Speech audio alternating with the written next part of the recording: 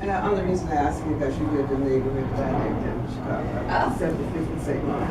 Oh, yes, yes, right there by And- Fletcher's record store. Yes, I grew up in Fletcher's. But, She has a question. Okay. I'm very unhappy with the educational system here in California. I feel that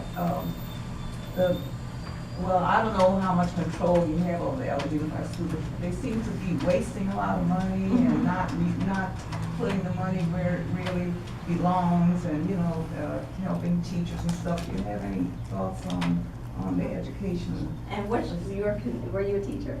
Or you just? I'm a retired teacher, but my daughter's a teacher. But Okay. anyway, I have kids, of course. Joyce, is it? Yes. Let's speak frankly, Joyce. I do have some thoughts. Number one, you have the narrative of failure about public schools present and being fanned, and most people don't really realize it.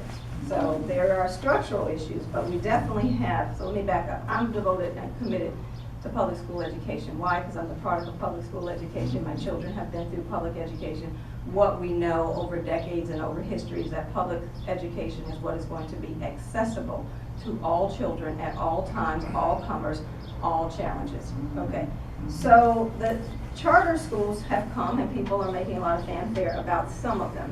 But the reality is that you can find good and bad examples of charter schools, and you can find good and bad examples over time of public schools. So who controls the narrative, what we're saying, gets to be really, really important.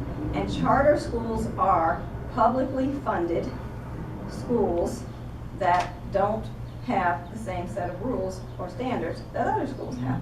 And they, by definition, just simple math, are taking money away from public schools to be able to have charter schools.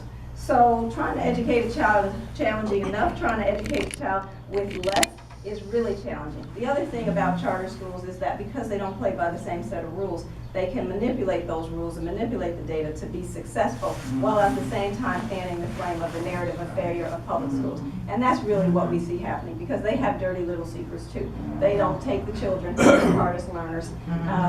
They don't, if I took a perfect batch and said, let me educate the batch, I would be successful too. But I have 3 children and they're 3 different learners. My oldest is an amazing learner and she's graduating from Stanford University. My youngest has every learning disability that you can imagine, and she needs every extra service that was ever created. So I've been through all of that and I'm navigating it right now.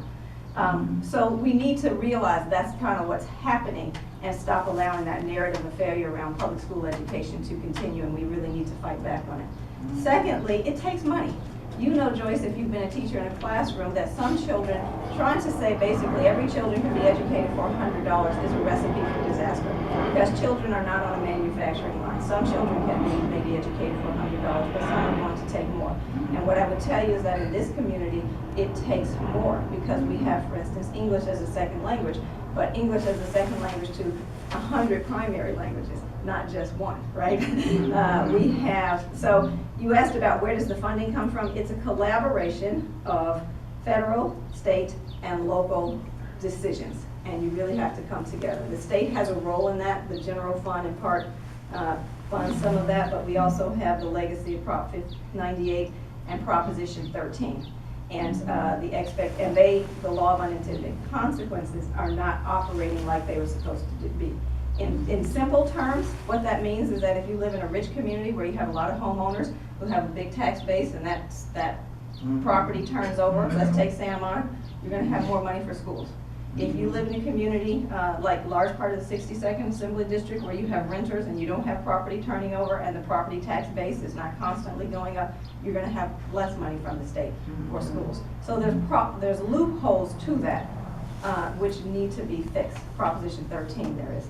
So yes, I have a lot of ideas about that, and this is where I'm saying understanding not just what the problem is, people, children are not getting educated and we need to do something about that. You really need to have a background of education and experience to say, here is some of the things we need to try, because I actually understand how this all works.